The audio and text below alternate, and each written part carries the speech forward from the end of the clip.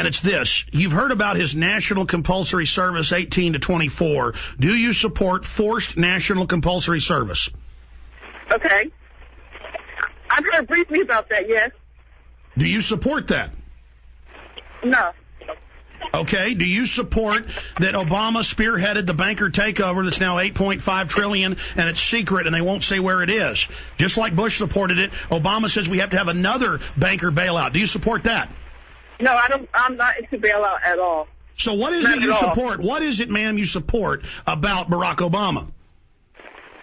I am torn between supporting him, to be honest with you, and my family is a family full of Democrats, so I'm torn between supporting him and any political party at this point in time because I think the American people with both parties have been deceived, and we as Americans have to open up our eyes and decide what we're going to do for our country. Ma'am, listen, Obama is a corporate-created foundation front man. He is going to betray you. Don't sign on like the Germans did or the Russians did to Stalin and then sign on to all his evil like conservatives signed on to Bush and then the torture, the secret arrest, the wars. Don't be conned. God bless you. Luke Rudowski on the ground in Washington, D.C., surrounded by regular Army troops and National Guard, searching everyone. We'll talk to you coming up in the next hour. Luke Rudowski, thanks for reporting for Infowars.com from the streets of D.C. Okay. All right, thank you so much. I'm here doing everything live, talking to people. We're going to be talking to more people. We're going to be talking to people as long as the battery dies. And Luke, we got to jump. Again, they're streaming live at prisonplanet.tv with a video feed from there on the ground. Now, without further ado, Congressman Ron Paul, for the next 20 minutes, joins us. Congressman, the 44th president, with messianic media coverage. I mean, is this good in history? We've never seen this in American history, to have someone being worshipped and the media saying, get behind him, do whatever he says, and then Obama says another banker bailout, a new bank of the U.S. that's private, youth brigades. He's formed USAservice.org, a private army for himself to go out and ensure his policies, literally out of Mao's playbook. Congressman. Well, no, I don't think it's a good idea at all, and he can fool a lot of people. But, you know, I was watching the speech that he gave on the business station. It was interesting. He wasn't reassuring the markets. I mean, gold is up sharply and the Dow Jones is down sharply. So if he really was reassuring us that he was going to take care of us, I think the markets would have acted differently. But a lot of people are fooled, and a lot of people are expecting a whole lot and think that he is going to be a savior. But I think it will be short-lived.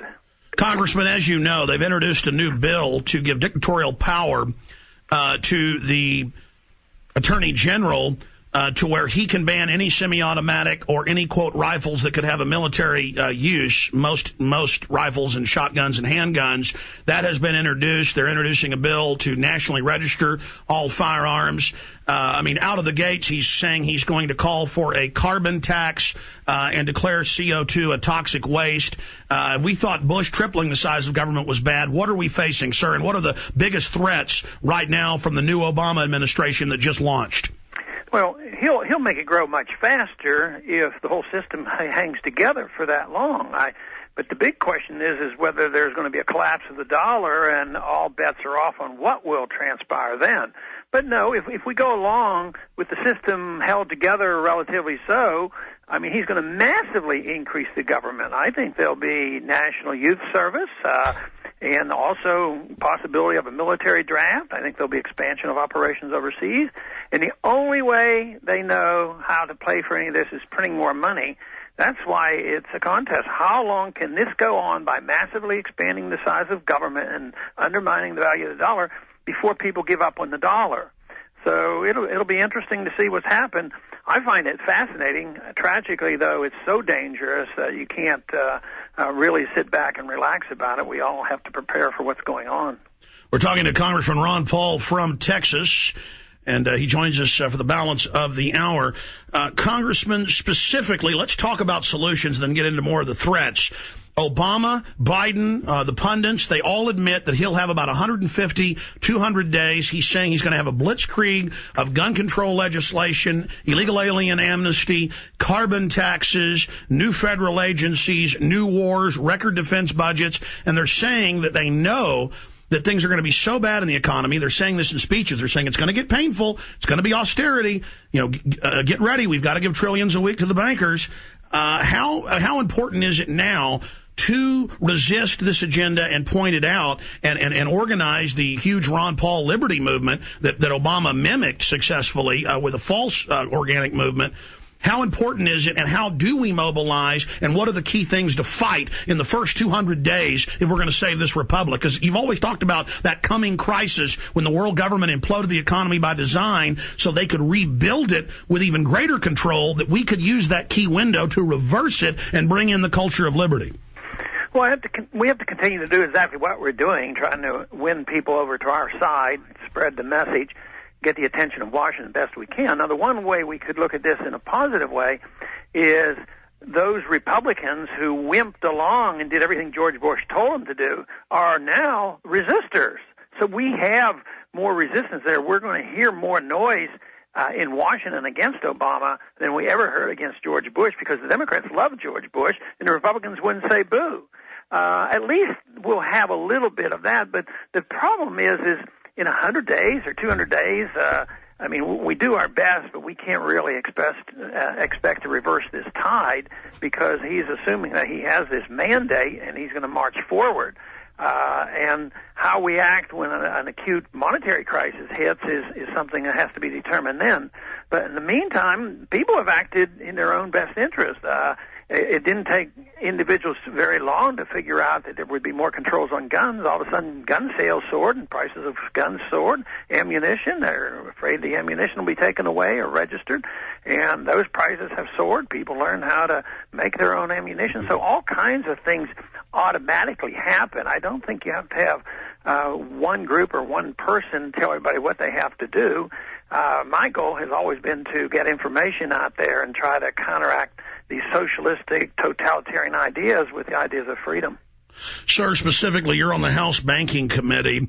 Bloomberg and AP report 5 weeks ago, the last time we saw numbers, that it was $1.3 trillion a week disappearing, and the Federal Reserve will not tell Congress or anywhere else where the money has gone. Now they're saying they need $1 trillion more to, quote, unfreeze these toxic derivatives, these instruments. Can you specifically speak, because now Newsweek has the headline, "A world government run by a world bank." The very people that engineered the crisis are now openly proposing a world government run by the very private central banks that have hijacked our economy and are looting us in a financial coup. This is so huge. It's just hard to even analyze something this brazen with this much chutzpah. My question is, you're on the banking committee. We have this giant heist going on. They're openly announcing the world government, saying we're going to pay carbon taxes to this new central bank. This is outrageous. This is totally unpopular in all the polls. 98% are against it. Is the elite pinning everything on Obama, hoping that with this messianic fervor and hype that somehow he can bring this through and get it done? I think so, and maybe they also are in deep planning right now for the crisis that we expect. With the dollar collapse, they want to be in a position worldwide to devise the next system. So I'm sure, they're making their plans for that as well. Last week we had a vote on an amendment on the bill that did not get passed, Barney Frank's bill on the TARP funds.